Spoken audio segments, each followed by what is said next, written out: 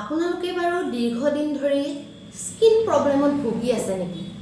আপোনালোকে দীৰ্ঘদিন ধৰি কিবা এনেকুৱা ৰোগত ভুগি আছে নেকি যিটো নেকি আপোনালোকৰ বাৰে বাৰে যিকোনো কথাতে ভ্ৰম উৎপন্ন হয়? আৰু এনেকুৱা সমস্যাত ভুগি আছে নেকি নে আপোনালোকৰ ল'ৰা ছোৱালী আগতে বহুত পঢ়াত ভাল আছিল, এতিয়া ঘপককৈ কোনো পজিশ্যন নাইকিয়া হ'ল, পঢ়াৰ পাতিৰ পৰা দূৰ দূৰলৈকে কোনো সম্পৰ্ক নোহোৱা হ'ল? নহলে এনেকুৱা কিবা ৰোগত আপোনালোকে ভুগি আছে নেকি যে ডক্টৰে আপোনালোকৰ ৰোগ ধৰিবই নোৱাৰে আৰু লগতে কোনো দৰৱে কাম নিদিয়ে? যদি এনেকুৱা আপোনালোকৰ লগত হৈ আছে দীৰ্ঘদিন ধৰি বা যিকোনো আপোনালোকে বিচৰা বস্তুত যদি ব্যাঘাত বাৰে বাৰে জন্মিছে, বাৰে যদি জন্মিছে, আপোনালোকে জানিব যে আপোনালোকৰ ৰাহু আৰু কেতু পীড়িত হৈ আছে জন্মপত্ৰিকাত। গতিকে ৰাহু আৰু কেতু আপোনালোকে যদি শুভ কৰিবলৈ বিচাৰে, সেই আপোনালোকে দুখ যদি আপোনালোকে কমাব বিচাৰে, সুফল যদি পাব বিচাৰে, তেতিয়াহ'লে আপোনালোকে শাওনৰ এই লাষ্টৰ সোমবাৰত এটা প্ৰয়োগ কৰক।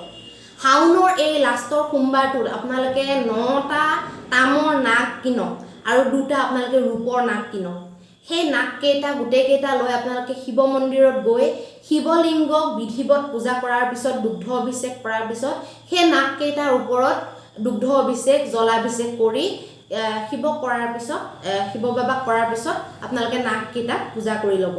তাৰপিছত আপোনালোকে এইটো নদীত লৈ যাব লাগিব। নদীত লৈ গৈ আপুনি কাপোৰে কানিয়ে আধালৈকে আঁঠুলৈকে ডুব যোৱাকৈ এই নাকখিনি আপোনালোকে কিবা এটা পাত্ৰত লৈ আপোনালোকে নিজৰ যিখিনি সমস্যা সেইখিনি আপোনালোকে কৈ দিব।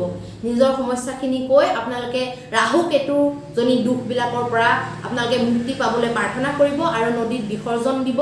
আৰু লগতে আপোনালোকে এযোৰ কাপোৰ লগত লৈ যাব লাগিব। সেই কাপোৰযোৰ নদীৰ কিনাৰতে ত্যাগ কৰি থৈ আহিব, যিযোৰ কাপোৰ আপুনি পিন্ধি নাক বিসৰ্জন দিছে।